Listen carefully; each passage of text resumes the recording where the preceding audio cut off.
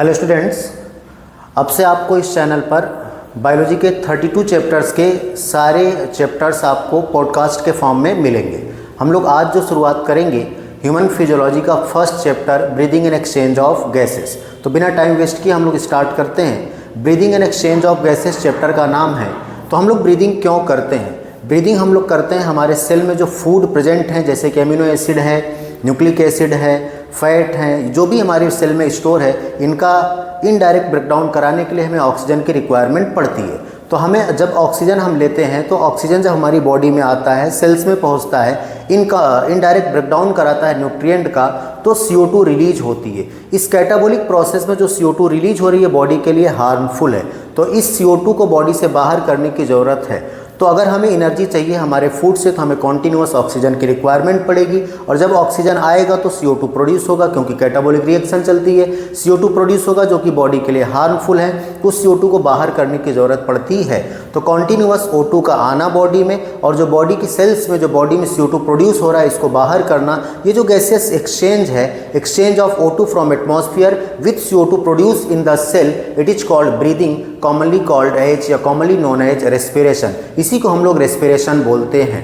तो रेस्पिरेशन की ज़रूरत क्यों पड़ी ये आपको पता चला। अलग अलग ऑर्गेनिज्म में रेस्पिरेटरी ऑर्गन अलग अलग होते हैं। ये रेस्पिरेटरी ऑर्गन डिपेंड करते हैं ऑर्गेनिजम्स के हैबिटेट पर एंड लेवल ऑफ ऑर्गेनाइजेशन पर। तो कुछ इन्वर्टिब्रेट्स का रेस्पिरेटरी ऑर्गन देखते हैं, कुछ हम लोग वर्टिब्रेट्स का रेस्पिरेटरी ऑर्गन देखते हैं। अगर हम लोग रेस्पिरेटरी ऑर्गन की बात करें तो रेस्पिरेटरी ऑर्गन किस चीज़ पर डिपेंड करता है?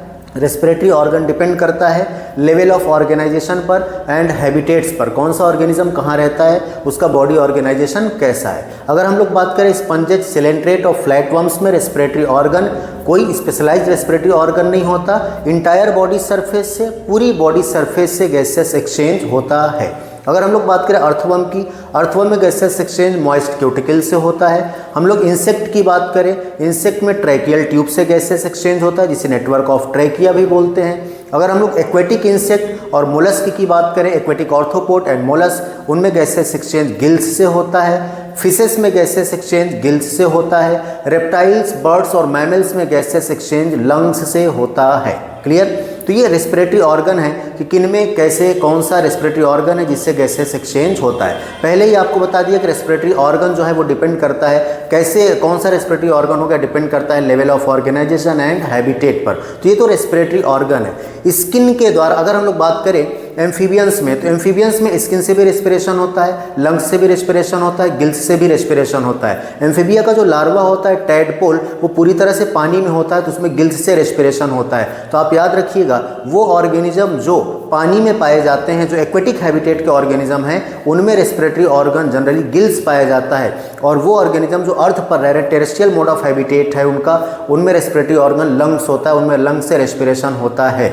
और फ्रॉग में स्किन से भी रेस्पिरेशन होता है। तो स्किन के द्वारा किया गया रेस्पिरेशन कहलाता है क्यूटेनियस रेस्पिरेशन, गिल्स के द्वारा किया गया रेस्पिरेशन कहलाता है ब्रैंकियल रेस्पिरेशन, लंग्स के द्वारा किया गया रेस्पिरेशन कहलाता है पल्मोनरी रेस्पिरेशन। ये तो रेस्पिरेटरी ऑर्गन है। हम पढ़े ह्यूमन फिजियोलॉजी, ह्यूमन का ब्रीदिंग, तो हम लोग पहले अब यहाँ पर पढ़ेंगे human respiratory system. Human respiratory system की बात करें तो ह्यूमन में जो रेस्पिरेटरी ऑर्गन है वो है लंग्स।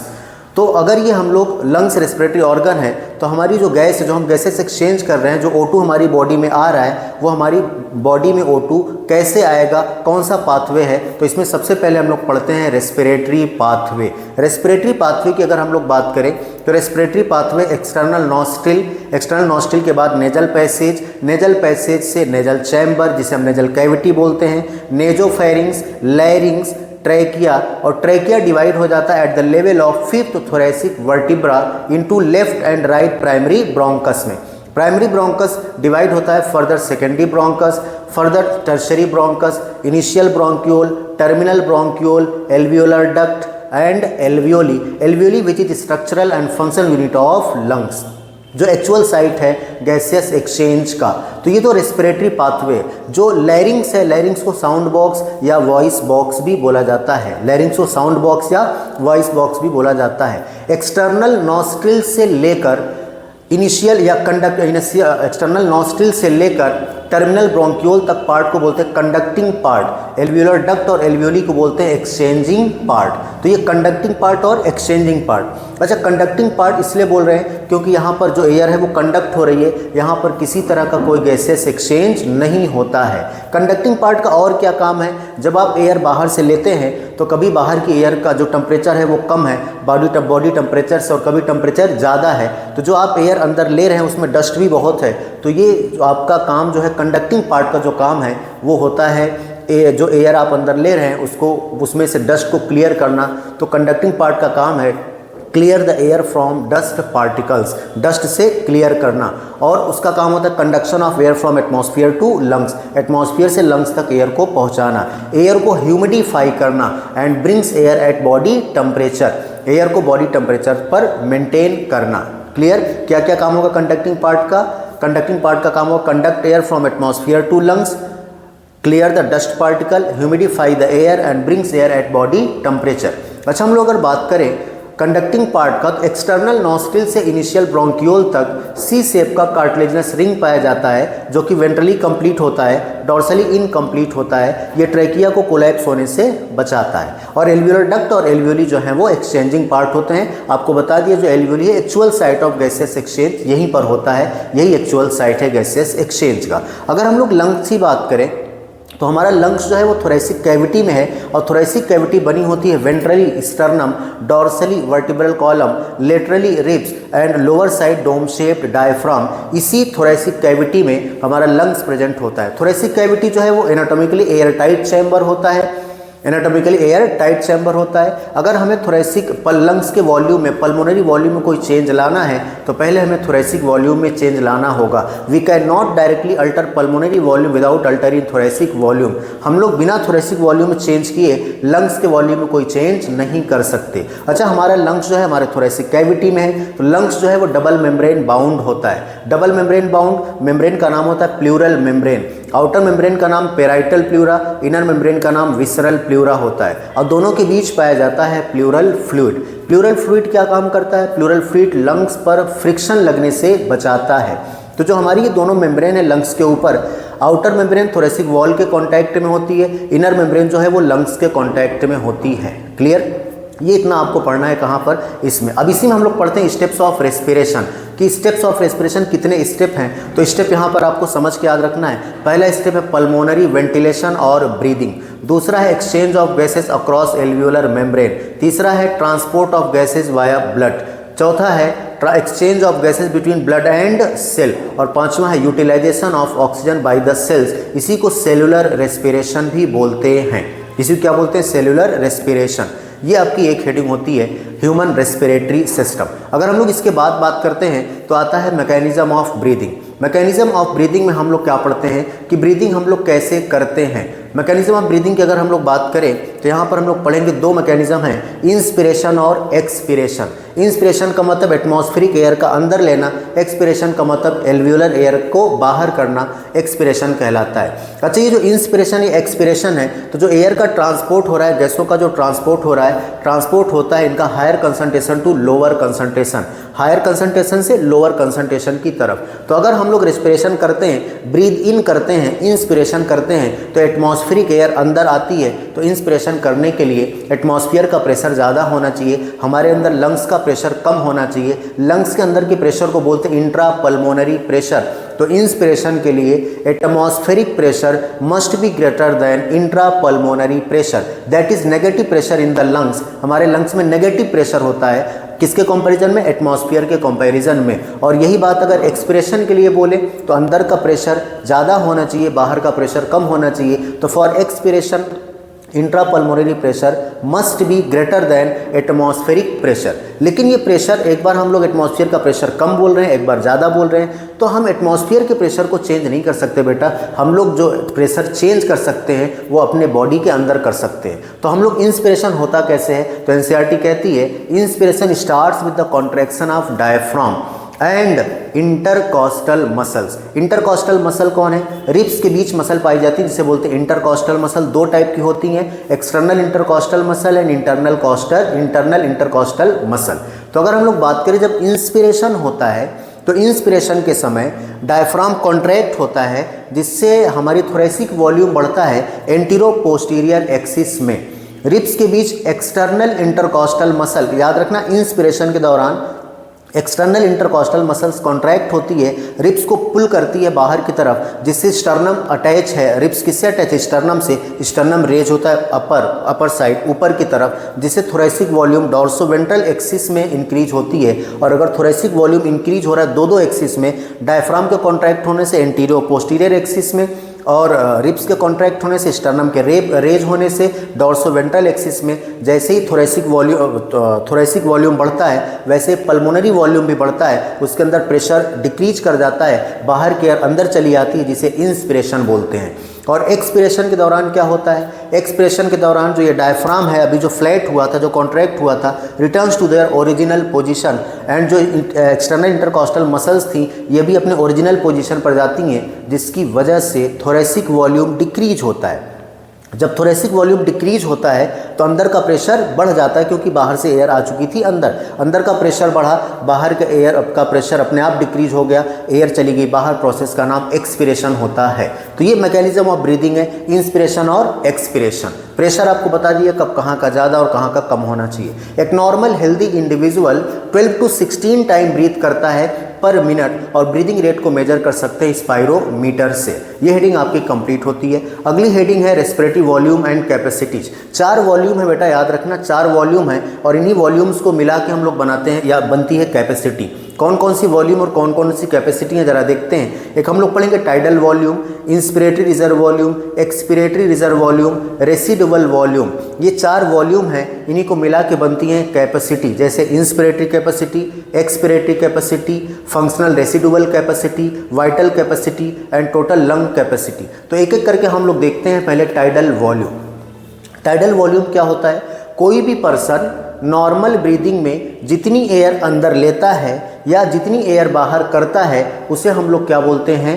Tidal volume. जितनी एयर अंदर लिया वो टाइडल वॉल्यूम, जितनी एयर बाहर किया वो भी क्या है? Tidal volume. तो एक बार में एक नॉर्मल ब्रीदिंग में volume of air a person can inspire और expire in normal breathing, it is called tidal volume. ये होती 500 ml। कितनी होती है? 500 ml। और पर मिनट होती है 6000 to 8000, क्योंकि एक बार में कितना लिया? 500 ml। तो मिनिमम ब्रीदिंग कितनी हो रही है? 12 टाइम्स, तो 12 × 500 कितना आता है? 6000। और मैक्सिमम कितना किया? 16 टाइम, तो 16 × 500 कितना आता है? 8000। तो पर मिनट टाइडल वॉल्यूम कितना होगा? 6000 to 8000। यह है टाइडल वॉल्यूम। दूसरा है इंस्पिरेटरी रिजर्व वॉल्यूम। अभी तो हम लोग नॉर्मल ब्रीदिंग कर रहे थे, इनसाइड या आउटसाइड, इंस्पिरेशन या एक्सप्रेशन, जिसे टाइडल वॉल्यूम बोला। तो हम लोग लेकिन फोर्सफुली भी एयर को अंदर कर सकते हैं। कोई भी पर्सन फोर्सफुली जितनी एयर अंदर ले सकता है उसे हम लोग बोलते हैं IRV, inspiratory reserve volume. Definition इसकी एनसीईआरटी कहती है additional volume of air. Additional इसलिए बोलता है क्योंकि एक्स्ट्रा है। नॉर्मल तो हम लोग 500 लेते हैं। Additional volume of air a person can breathe in by forceful inspiration, it is called inspiratory reserve volume. ये होता है 2500 से 3000 ml। एक्सपिरेटरी रिजर्व वॉल्यूम इसी का जस्ट अपोजिट है। Additional volume of air a person can expire by forceful expiration, it is called expiratory reserve volume, जिसे होता है 1000 से 1100 ml। उसके बाद आता है रेसिडुअल वॉल्यूम। ये वो एयर होती है जो फोर्सफुल एक्सप्रेशन करने के बाद भी कोई इंडिविजुअल बाहर नहीं कर सकता, हमारे लंग्स में हमेशा रिमेनिंग होती है, जिसे बोलते हैं residual volume. Volume of air that will remain in the lungs even after forceful expiration, जिसे बोलते हैं रेसिडुअल वॉल्यूम, 1100 से 1200 ml होती है। उसके बाद ये वॉल्यूम थे, इन्हीं को मिला के क्या बनती हैं? कैपेसिटी बनती है। तो ज़रा हम लोग कैपेसिटी की बात करते हैं। इंस्पिरेटरी कैपेसिटी, नॉर्मल एक्सपिरेशन करने के बाद कोई पर्सन जितनी एयर अंदर ले सकता है उसे बोलते हैं इंस्पिरेटरी कैपेसिटी। क्या बोलेंगे? Inspiratory capacity. Volume of air a person can inspire by after normal expiration. Normal expiration के बाद जितनी एयर अंदर कोई ले सकता है, इसमें आता है इंस्पिरेटरी कैपेसिटी में TV + IRV, क्योंकि नॉर्मली हम लोग कितना लेते हैं? TV, और फोर्सफुली कितना लेते हैं? IRV। Clear? Expiratory capacity, volume of air a person can expire after normal inspiration. Normal inspiration करने के बाद कोई पर्सन कितना एक्सपायर कर सकता है। तो नॉर्मल इंस्पिरेशन किया था टाइडल वॉल्यूम, उसको बाहर कर दिया, उसके बाद फोर्सफुली बाहर कर दिया ERV। तो एक्सपिरेटरी कैपेसिटी बराबर TV प्लस ERV। क्लियर। उसके बाद आता है functional residual capacity. Normal expiration करने के बाद लंग्स में जितनी एयर रह जाती है उसे बोलते हैं functional residual capacity. The volume of air that will remain in the lungs after normal expiration. तो FRC में आता है ERV plus ERV plus RV, क्योंकि ERV हम कभी निकाल नहीं सकते और RV हमें जो हम फोर्सफुली निकाल सकते हैं और RV जो हमारे लंग्स में हमेशा रहती है। तो इन्होंने कहा था कि नॉर्मल एक्सपिरेशन के बाद हमारे लंग्स में कितनी एयर रह जाती है, तो ERV प्लस RV जो होता है functional residual capacity FRC। Clear. उसके बाद आता है वाइटल कैपेसिटी। वाइटल कैपेसिटी में क्या है बेटा, कोई भी पर्सन फोर्सफुली एक्सपिरेशन करने के बाद कितनी एयर अंदर ले सकता है या फोर्सफुल इंस्पिरेशन करने के बाद कितनी एयर बाहर कर सकता है, इससे बोलते हैं vital capacity. Volume of air a person can inspire after forceful expiration या volume of air a person can expire after forceful inspiration. तो इसमें आता है वाइटल कैपेसिटी में TV plus ERV plus IRV। TV plus ERV plus IRV। इसके बाद आता है total lung capacity. Total lung capacity में डिफिनीशन है कि total volume of air accommodated in the lungs at the end of forceful inspiration. Forceful inspiration करने के बाद उसके अंत में हमारे लंग्स में कितनी एयर रह जाती है। तो अभी हम लोग फोर्सफुली इंस्पायर कर रहे थे कि इसको वाइटल कैपेसिटी को इसी में ऐड कर दो रेसिडुअल वॉल्यूम जो कभी निकलती ही नहीं है। तो टोटल लंग कैपेसिटी TLC बराबर vital capacity plus residual volume. ये थी heading respiratory volume and capacities. अगली हेडिंग है exchange of gases. Exchange of gases बेटा 3 चीज़ों पर डिपेंड करती है। किन 3 चीज़ों पर डिपेंड करती है? कंसंट्रेशन ग्रेडियंट या पार्शियल प्रेशर पर, सॉल्युबिलिटी ऑफ गैस पर डिपेंड करती है and thickness of diffusion membrane पर डिपेंड करती है। तो पहला हम लोग देखते हैं कंसंट्रेशन ग्रेडियंट या हम बोलेंगे पार्शियल प्रेशर। पार्शियल प्रेशर क्या होता है? किसी गैस के मिक्सचर में किसी एक गैस का प्रेशर कंटेनर की वॉल पर जो लग रही है उसे हम क्या बोलते हैं? Partial pressure. तो O2 के लिए पार्शियल प्रेशर लिखते हैं PO2 और CO2 के लिए लिखते हैं PCO2।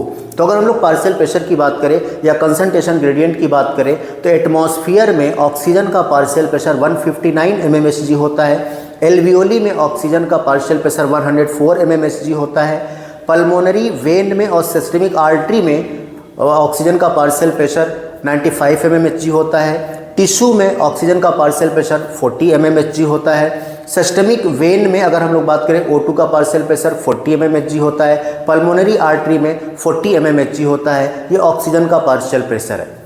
कार्बन डाइऑक्साइड का पार्शियल प्रेशर एटमॉस्फेयर में 0.3 mmHg होता है। एल्वियोली में 40 mmHg होता है। पल्मोनरी वेन और सिस्टमिक आर्टरी में 40 mmHg होता है। अब ऑक्सीजन जब टिश्यू में पहुंची, ऑक्सीजन कंज्यूम हुई, CO2 प्रोड्यूस हुआ तो यहाँ पर CO2 बढ़ जाता है। टिश्यू में CO2 45 हो जाता है, 45 mmHg, और यही 45 mmHg वेन के थ्रू आगे जाएगा तो सिस्टमिक वेन में CO2 45 mmHg होता है, पल्मोनरी आर्टरी में 45 mmHg होता है और फिर यहाँ से एल्वियोली में 40 mmHg higher to lower pressure चला जाएगा। ये पार्शियल प्रेशर है। दूसरी बात अगर हम लोग बात करें सॉल्युबिलिटी ऑफ गैस की, कार्बन डाइऑक्साइड 20 से 25 टाइम्स मोर सॉल्युबल होती है ऑक्सीजन के कंपैरिजन में, इसलिए उसका डिफ्यूजन भी फास्ट होता है। अब हम लोग बात करें थिकनेस ऑफ डिफ्यूजन मेम्ब्रेन की, तो diffusion membrane made up of 3 layers. कितनी लेयर से बना है? 3 लेयर से बना है।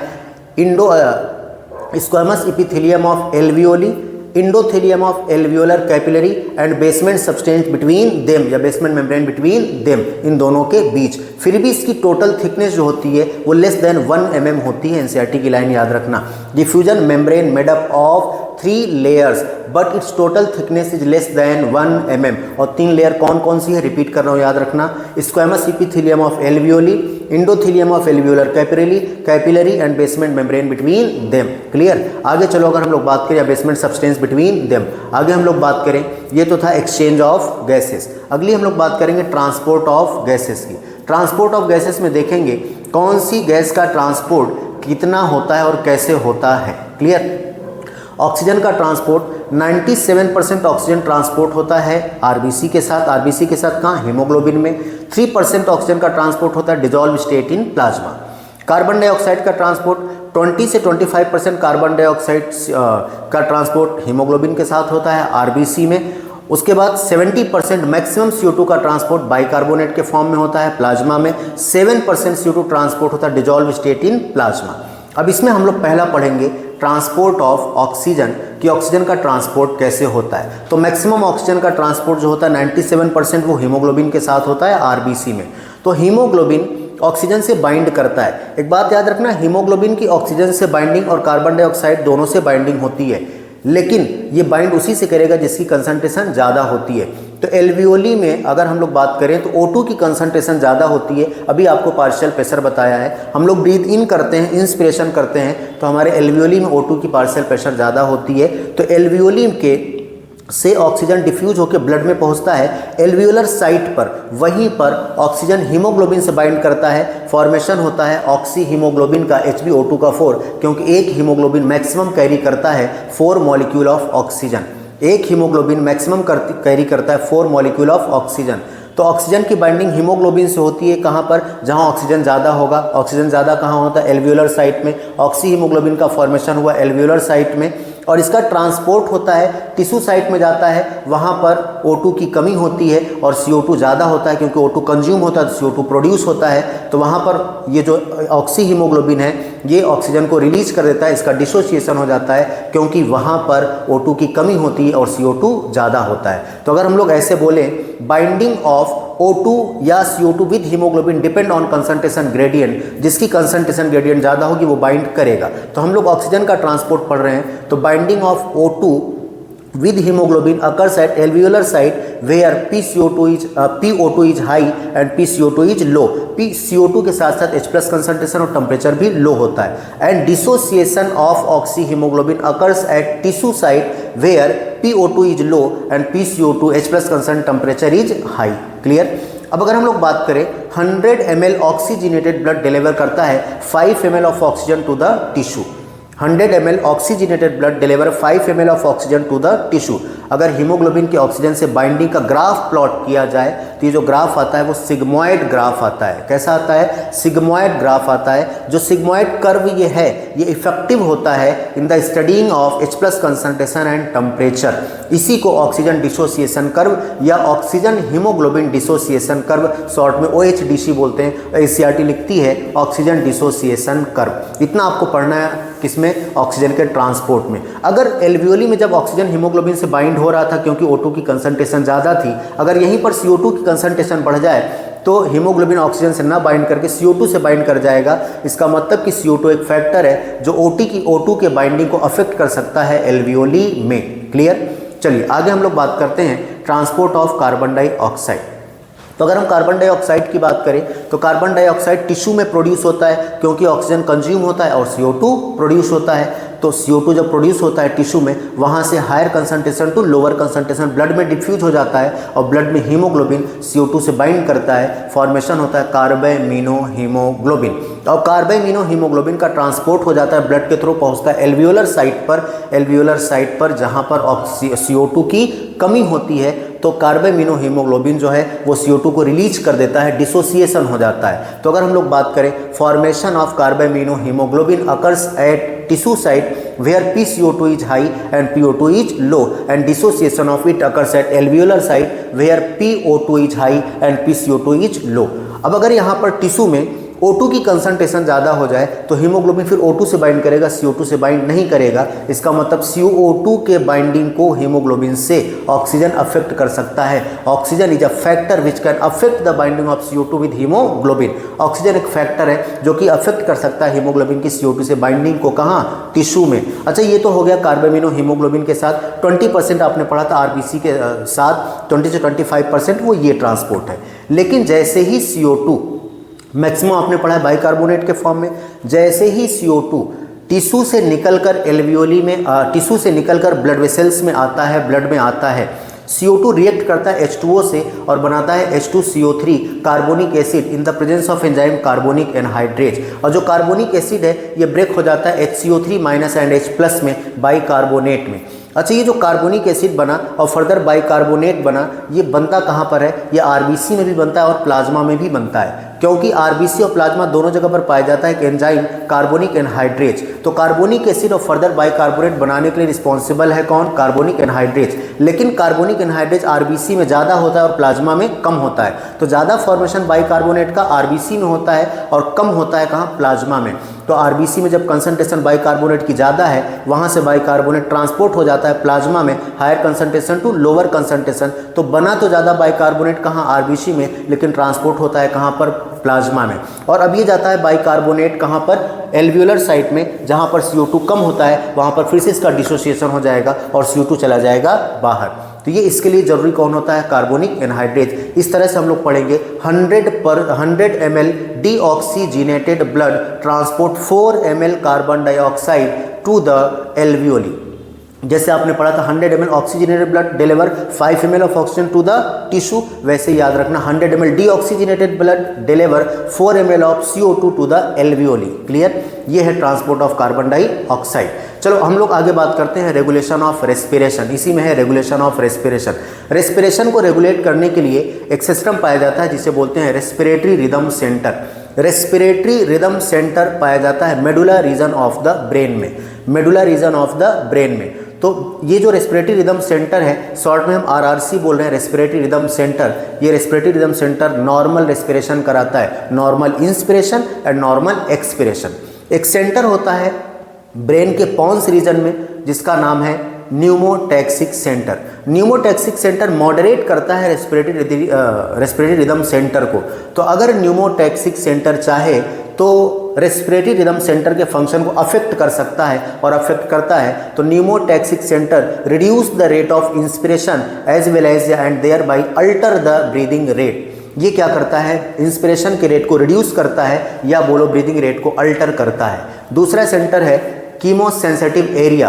Chemosensitive area present adjacent to the RRC respiratory rhythm centre के बगल में होता है, एडजेसेंट में होता है, और it is highly sensitive for H+ concentration and CO2। जैसे ही हमारे बॉडी फ्लूइड में CO2 की कंसंट्रेशन बढ़ जाती है, कीमोसेंसिटिव एरिया एक्टिव हो जाता है और कीमोसेंसिटिव एरिया सिग्नल भेजता है रेस्पिरेटरी रिदम सेंटर को, और respiratory rhythm centre remedial action लेता है, रेस्पिरेशन में सुधार कराता है, ब्रीदिंग रेट को बढ़ाता है। एक दूसरा सेंटर है aortic arch and carotid artery. Carotid artery जो ब्रेन को ले जाती हैं blood, aortic arch and carotid artery, ये भी सेंसिटिव होती हैं H+ कंसंट्रेशन और CO2 के लिए। जैसे ही ब्लड में CO2 की कंसंट्रेशन बढ़ जाती है, वैसे ही एओर्टिक आर्क या कैरोटिड आर्टरी एक्टिवेट हो जाते हैं और ये सिग्नल भेजते हैं किसको? RRC को, रेस्पिरेटरी रिदम सेंटर को, और रेस्पिरेटरी रिदम सेंटर जो है वो रेमेडियल एक्शन लेता है, रेस्पिरेशन में सुधार कराता है। हम लोग जो भी रेस्पिरेशन देखो कर रहे हैं, रेस्पिरेटरी रिदम सेंटर एक्टिवेट हो रहा है या जो न्यूमोटैक्सिक सेंटर एक्टिवेट हो रहा है, कीमोसेंसिटिव एरिया एक्टिवेट हो रहा है, ये सब किसकी वजह से? CO2 की कंसंट्रेशन ज़्यादा होने की वजह से। तो याद रखिएगा कि role of oxygen is quite insignificant in respiration. हम लोग जो ब्रीदिंग कर रहे हैं ये CO2 की वजह से कर रहे हैं, ऑक्सीजन की नहीं। ऑक्सीजन का काम अंदर है, लेकिन कर किसकी वजह से रहे हैं? CO2 की वजह से। इसलिए कह रही है NCERT कहती है कि ऑक्सीजन का रोल रेस्पिरेशन करने में बहुत नाम मात्र का है, बहुत कम है। Role of oxygen is quite insignificant in respiration. Clear? चलिए अगला आता है disorder of respiratory system. Disorder में पहला डिसऑर्डर आप पढ़ेंगे अस्थमा। अस्थमा में क्या होता है? Inflammation of bronchi and bronchioles. Bronchi and bronchioles में इन्फ्लेमेशन आ जाती है जिससे सांस लेने में दिक्कत होती है, डिफिकल्टी इन ब्रीदिंग, सांस लेने में दिक्कत होती है। कॉजिंग वीजिंग, वीजिंग की एक घरघराहट की, एक सरसराहट की आवाज़ आती है रेस्पिरेशन करते समय, जिसे हम क्या बोल रहे हैं? अस्थमा। दूसरा डिसऑर्डर है इम्फाइसेमा। इम्फाइसेमा क्या है? इम्फाइसेमा में एल्वियोलर वॉल डैमेज होने लग जाती हैं और इसका मेजर कॉज, जब एल्वियोलर वॉल डैमेज होने लग जाती हैं, रेस्पिरेटरी सरफेस एरिया कम हो जाता है। रेस्पिरेटरी सरफेस एरिया कम हो जाता है, गैसेस एक्सचेंज सही से नहीं हो पाता है, और गैसेस एक्सचेंज सही से नहीं हो पाता है तो हमें सांस लेने में दिक्कत होती है। कंडीशन का नाम है एम्फाइसेमा। इसका मेजर कॉज है सिगरेट स्मोकिंग। अगला डिसऑर्डर है कोरोनरी, यहाँ पर occupational respiratory disorder. Last disorder है ऑक्यूपेशनल रेस्पिरेटरी डिसऑर्डर। नाम ही बता रहा है बेटा, ऑक्यूपेशन मतलब काम से रिलेटेड है, पेशे से रिलेटेड है। तो ऐसे लोग ऐसे वर्कर जो स्टोन ब्रेकिंग इंडस्ट्रीज़ में काम करते हैं, स्टोन ब्रेकिंग इंडस्ट्रीज़ में डस्ट बहुत ज़्यादा प्रोड्यूस होती है और डस्ट बहुत ज़्यादा प्रोड्यूस होती है, वो डायरेक्ट उनके अंदर जा रही है। तो जो अभी आपको बताया था, जो हमारा कंडक्टिंग पार्ट है वो डस्ट पार्टिकल को क्लियर करता है, लेकिन इतना ज़्यादा डस्ट अंदर जा रही है कि उस पर्सन का, उस वर्कर का जो इम्यून सिस्टम है फुल्ली कोप नहीं कर सकता, पूरी तरह से फाइट नहीं कर सकता उनसे, तो इम्यून सिस्टम वीक होने लगता है धीरे धीरे। लंग फाइब्रोसिस हो जाती है, एल्वियोलर वॉल यहाँ पर भी डैमेज होने लग जाते हैं, लंग फाइब्रोसिस हो जाती है। ऐसे पर्सन को हमेशा, जो ऐसे लोग जो स्टोन ब्रेकिंग इंडस्ट्रीज़ में काम कर रहे हैं, ऐसे लोगों को हमेशा मास्क लगा के रखना चाहिए। ये था आपका breathing and exchange of gases.